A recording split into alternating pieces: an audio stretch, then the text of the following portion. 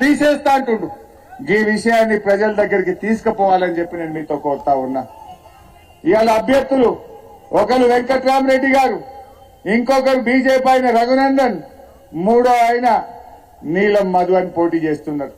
ఒక ఆయన 6వ తరగతి చదువుకున్నాడు, ఒక ఆయనదేమో బ్లాక్ మెయిల్ తెలివి, మరి మనోడేమో మంచిగా ఐఏఎస్ ఆఫీసర్, అద్భుతంగా ప్రజలకు సేవ చేసే సత్తా ఉన్నాడు. వెంకట్రామరెడ్డి గారు ఆయన రోజుకు 16 గంటలు పనిచేస్తాడు. మనకు మాట ఇచ్చిండు, వారంకొక రోజు ప్రతి సోమవారం ఎంపీగా గెలిచినాక మెదక్లో ఉంటా, కార్యకర్తలకు ప్రజలకు అందుబాటులో ఉంటా అంటుంది. మరి ఆయనను మనం గెలిపించుకుంటే మనందరికి మేలైతుంది. ఇవాళ ట్రస్ట్ పెట్టి వారు ఇవాళ పేద విద్యార్థులను చదివిస్తా అంటుండు. పేదల పెళ్లిళ్లకు ₹1 ఫంక్షన్ హాల్ అందిస్తా అంటుండు. ఇలా ఎన్నో కార్యక్రమాలు చేసి అనుభవం ఉన్నది.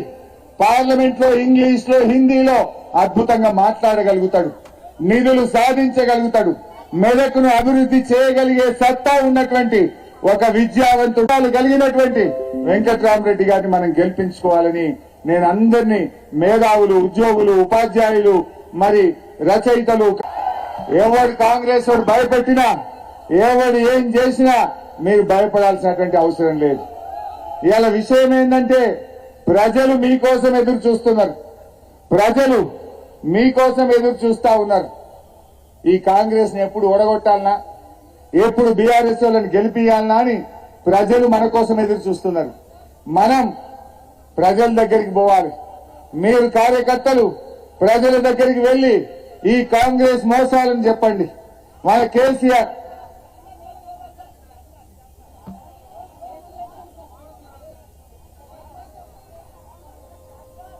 నేను ప్రజల దగ్గరికి వెళ్లి మీరు వివరించండి. ఇలా ప్రజలు కాంగ్రెస్ కు బుద్ధి చెప్పాలని ఎదురు చూస్తున్నారు. ఈ మోసపూరిత కాంగ్రెస్ కు ఉన్నారు. మనం ప్రజల దగ్గరికి పోవడమే ఆలస్యం ఉన్నది. నిన్న కూడా మనకు చాలా మార్పు వచ్చింది.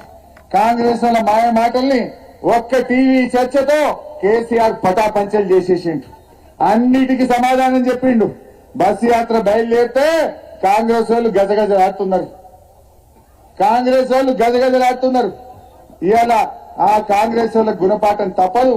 బీజేపీ విషయంలో కూడా జాగ్రత్తగా ఉండాలి. బీజేపీ వాళ్ళు అన్ని అబద్దాలు చెప్తున్నారు. బీజేపీ వాళ్ళు ఎక్కడ కూడా గెలిచే పరిస్థితి లేదు. మనకు మెడికల్ కాలేజ్ ఇయ్యలే, ఒక నర్సింగ్ కాలేజ్ ఇయ్యలే, ఒక నవోదయ కాలేజ్ ఇయ్యలే. మనకు ఏ ఒక్క పని కూడా బీజేపీ వాళ్ళు చేయలేదు. అందువల్ల బీజేపీని ఖచ్చితంగా ఈ ఎన్నికల్లో మనం ఓడించాల్సినటువంటి అవసరం ఉంది. ఇవాళ మెదక్